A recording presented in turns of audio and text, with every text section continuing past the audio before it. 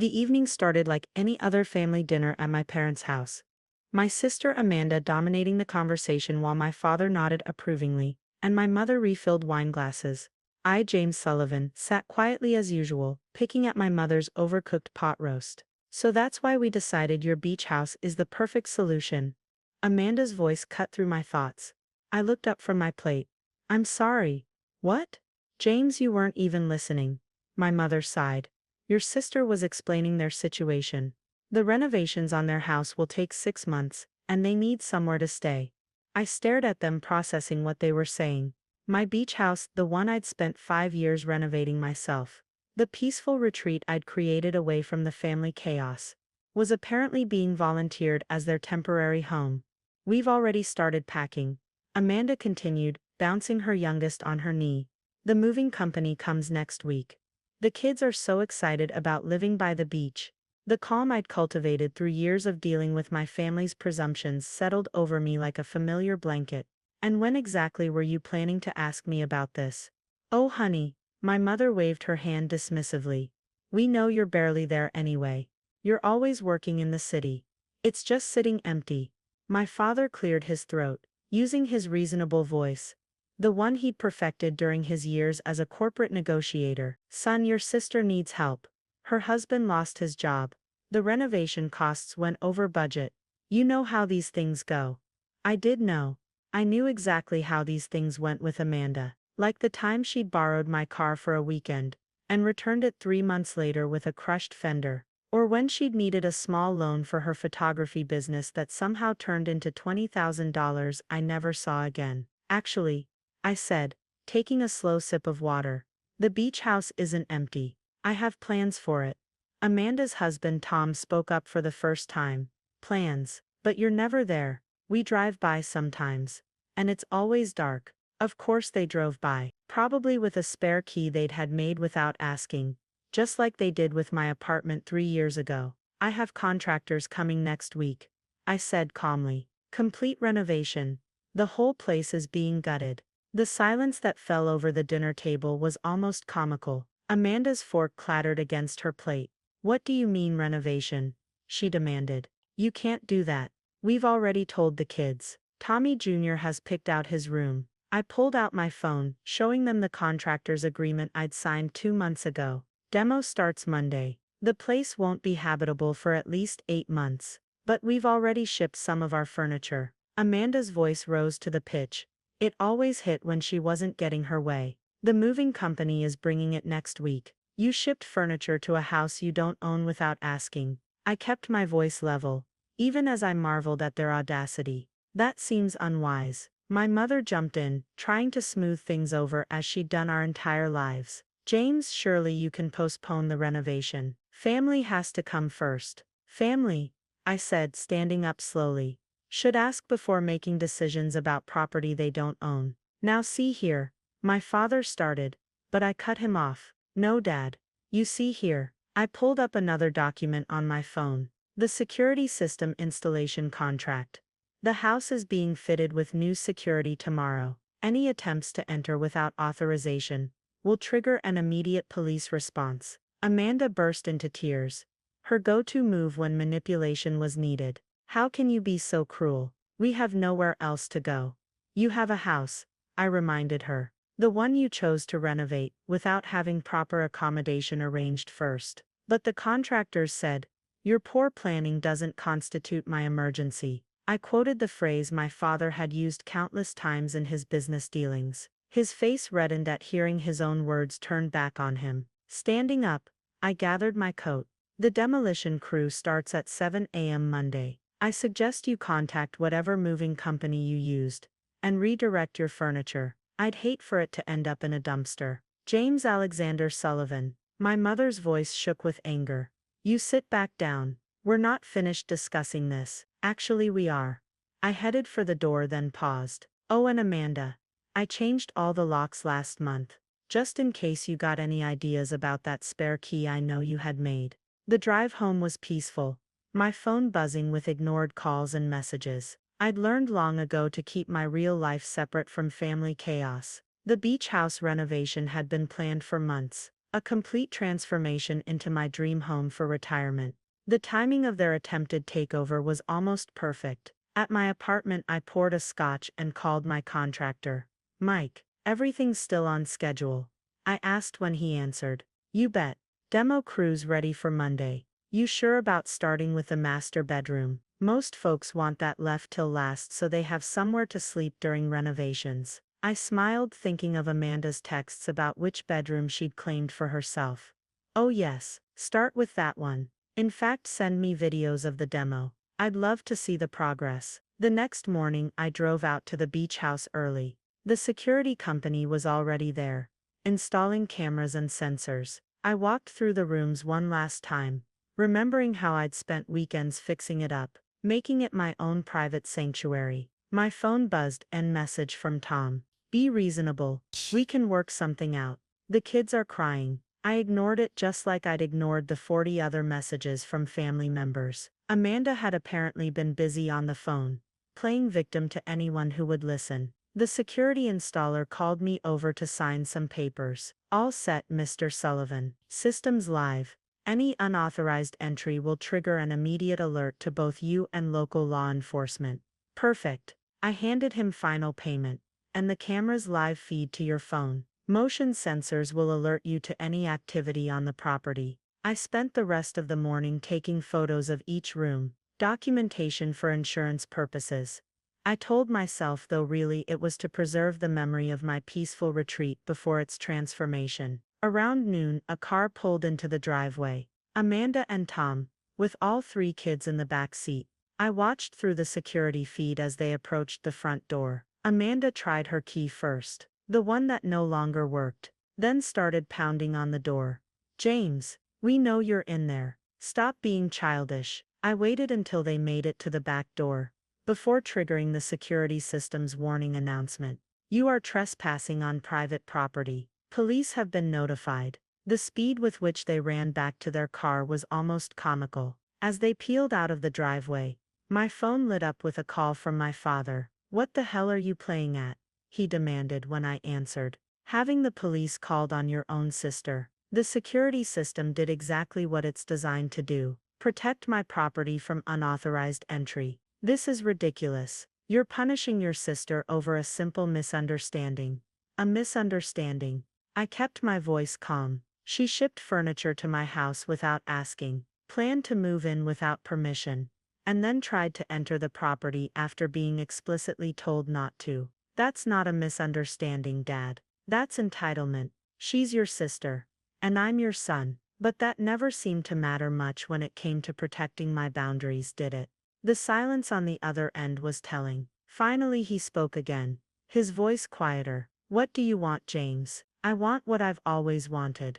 Respect for my property and my decisions. The renovation starts Monday. Any furniture left here will be disposed of. That's not a threat.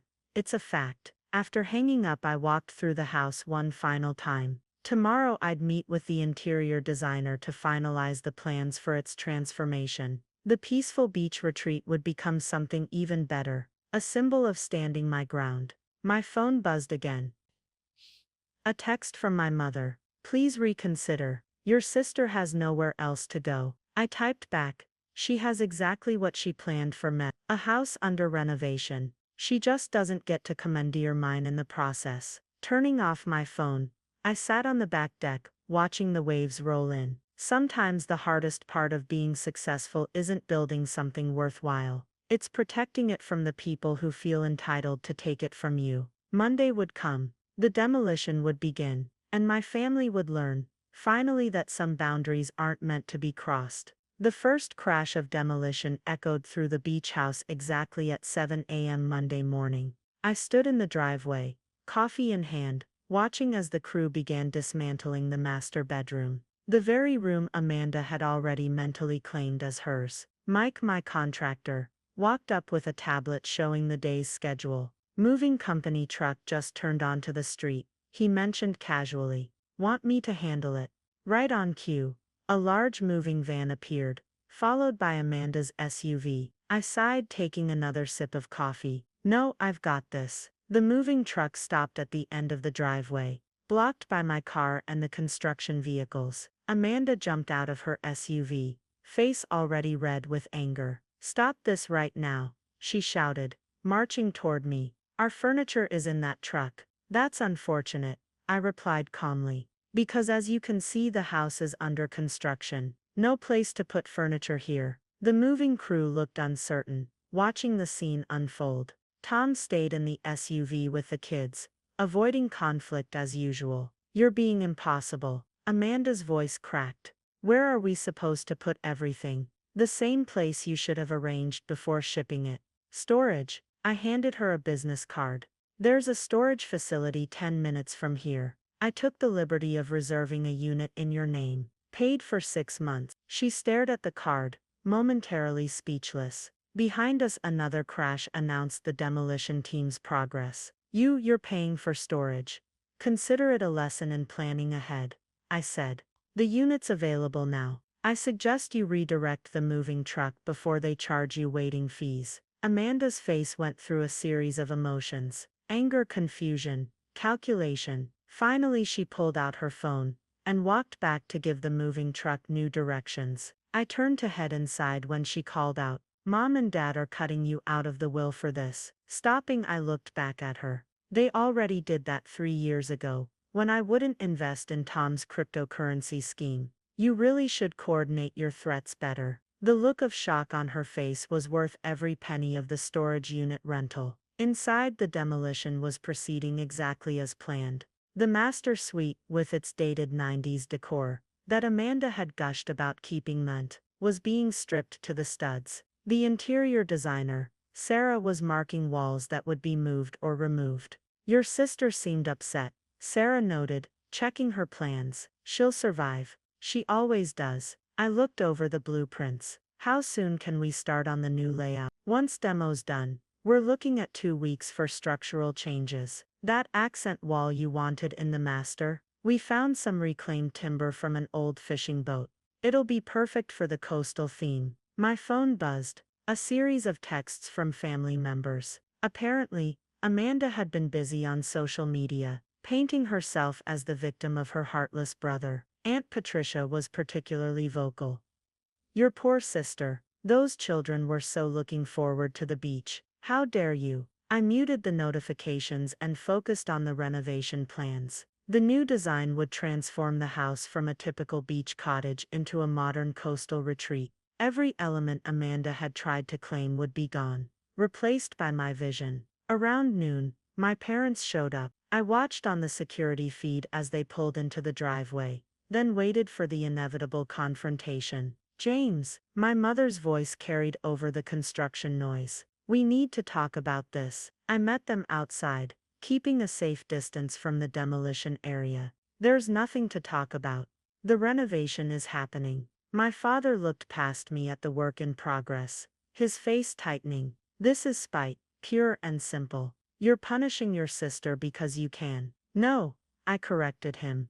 "I'm renovating my property according to plans made months ago. Amanda's poor planning doesn't change my schedule." "We raised you better than this," my mother said, tears forming. "Family helps family." Funny how that only applies when Amanda needs something. I pulled out my phone, showing them photos. "Remember when I needed help after the hurricane 2 years ago? When the house was flooded? Amanda was too busy with her photography business to help, and you both had that cruise you couldn't cancel." They had the grace to look uncomfortable at that reminder. "That was different," my father started. "Yes, it was. Because I didn't demand help. I didn't try to take over someone else's property. I handled it myself, like I always have." Another crash from inside made my mother wince. "At least let them store their furniture here in the garage." "The garage is being converted into a home gym next week." I checked my watch. "If you're done trying to manage my property, I have a meeting with the designer." As they left, I heard my mother on the phone, presumably with Amanda. "He won't budge. I don't know what's gotten into him." What had gotten into me was years of built-up boundaries, finally being enforced. Every crash of demolition was like therapy, destroying the old patterns of family expectation along with the dated decor. That evening, after the crews had left, I walked through the partially demolished house. The master suite was down to bare bones. Exactly as planned. Amanda's dream of walking right in and claiming it was literally reduced to rubble. My phone lit up with a call from Tom. Against my better judgment, I answered. Look, James, he started. I know we should have asked first, but surely we can work something out. The kids are devastated. The kids, I replied, will learn a valuable lesson about respecting other people's property, something their parents should have already taught them. That's harsh, man. We're family. Family, asks Tom. Family respects boundaries. Family doesn't try to take over someone else's house and then play victim when it doesn't work out. After hanging up, I sent a message to the storage facility, paying for an additional 6 months, not out of guilt, but because I knew Amanda would let the payment lapse otherwise, creating another crisis that needed solving. The sunset over the ocean was particularly beautiful that evening. Standing on the back deck, the only part of the house not scheduled for major changes, I felt a deep sense of peace. The renovation wasn't just about updating the house anymore. It was about rebuilding boundaries, about finally saying no to the patterns of entitlement that had defined my family relationships for too long. My phone buzzed one final time. A message from Amanda. I hope you're happy with yourself. The kids cried themselves to sleep. I typed back, they'll have a chance to learn from your mistakes. Consider it an investment in their character. Then I turned off my phone, poured a glass of wine, and watched the waves roll in. Tomorrow would bring more demolition, more family drama, more attempts to make me feel guilty for protecting what was mine. But for now, the sound of the ocean was enough, drowning out the echoes of entitled demands and unearned expectations. 2 weeks into the renovation, the beach house was unrecognizable. The walls Amanda had planned to paint a cheerful yellow were gone, replaced by an open concept design that highlighted the ocean view.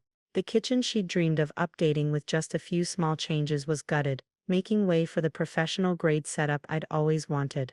I stood in what used to be the master suite, now expanded to include a private deck, when Mike approached with his tablet. Got an interesting situation, he said, scrolling through his messages. Your sister's furniture was delivered here this morning. Moving company dumped it all in the driveway and left. My security app hadn't alerted me because the movers hadn't tried to enter the property. They'd simply unloaded everything at the end of the driveway and departed. Classic Amanda, creating a crisis that would force my hand. How long until it rains? I asked, checking the weather on my phone. Forecast says afternoon thunderstorms. I nodded, making a call to a local auction house I'd worked with before. Hi Susan, remember that estate clearance we discussed? How quickly can you send a truck? Within an hour, the auction house crew was loading Amanda's furniture.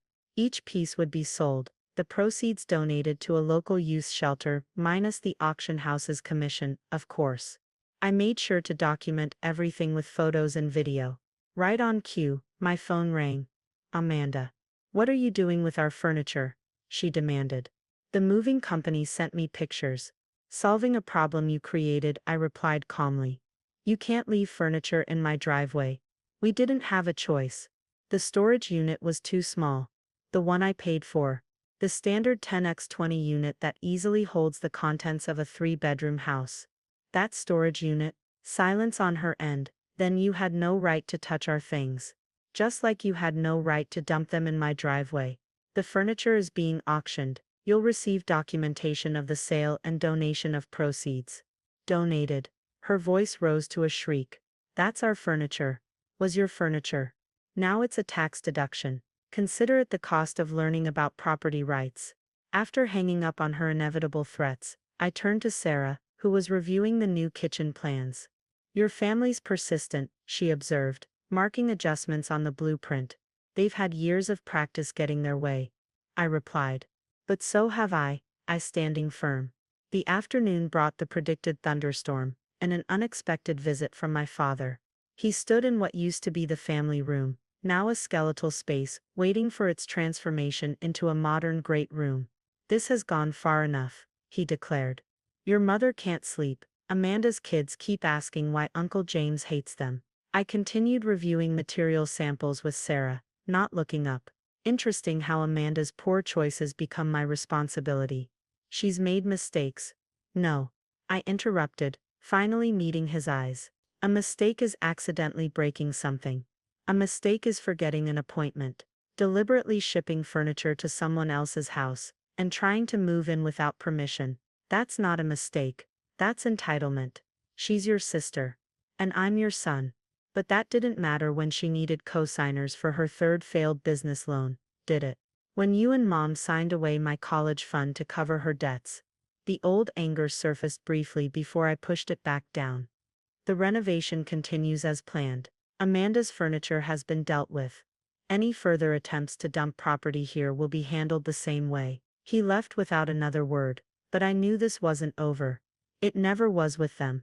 That evening, I sat with Mike and Sarah, reviewing the next phase of renovation.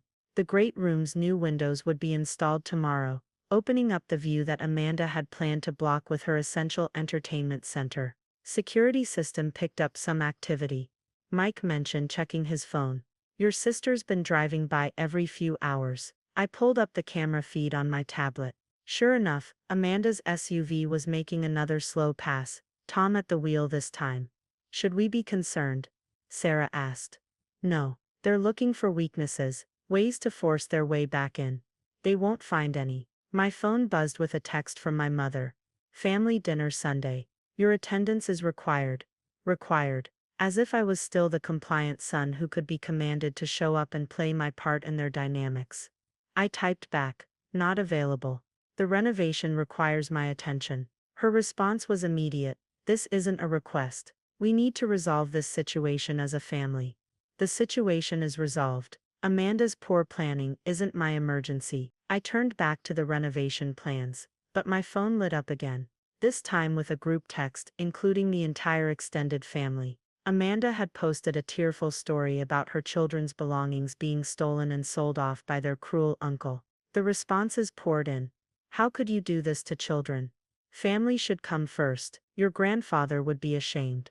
That last one, from Aunt Margaret, actually made me laugh. My grandfather, a self-made man who'd built his own business from nothing, had left me the money for this house specifically because he'd seen how the family treated me. Stand your ground, he'd told me before he passed.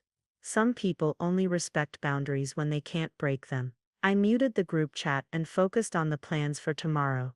The new windows would transform the space, bringing in light and views that the old design had ignored. Just like I'd ignored my own needs for years, always giving in to Amanda's latest crisis, always being the reasonable one who would understand and accommodate.